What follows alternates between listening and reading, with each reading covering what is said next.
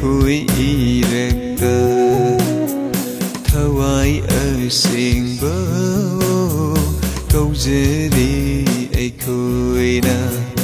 lạc lu ne nang bu ai khối irekta nang die hova rafani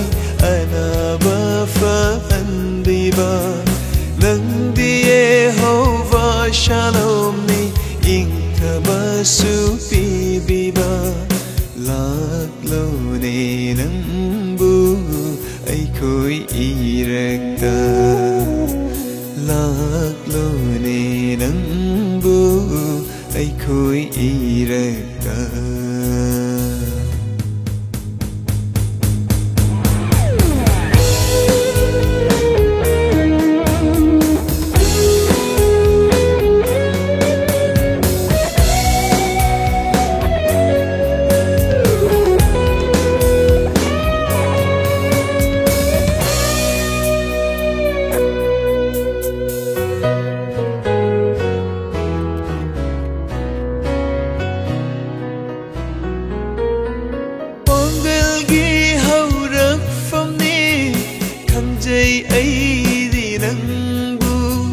Shastra dasu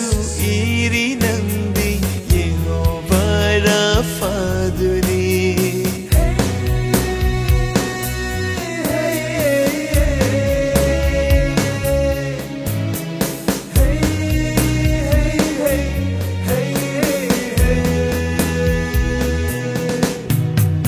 Pangal gi haurak famni khangjai ai di nang Shastra dasu iri nandi Yehova Rafaduni Hakjangi putlum se thang thabiraru lạc lo ne nang bu ai khối irekta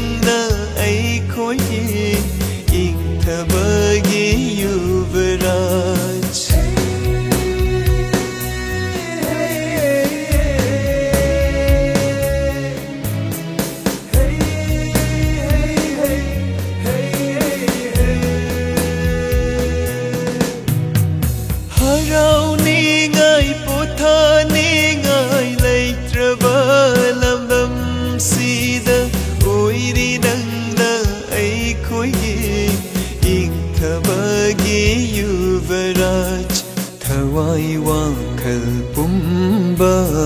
yang hanbiraru lạc lo ne nang bu ai khối irekta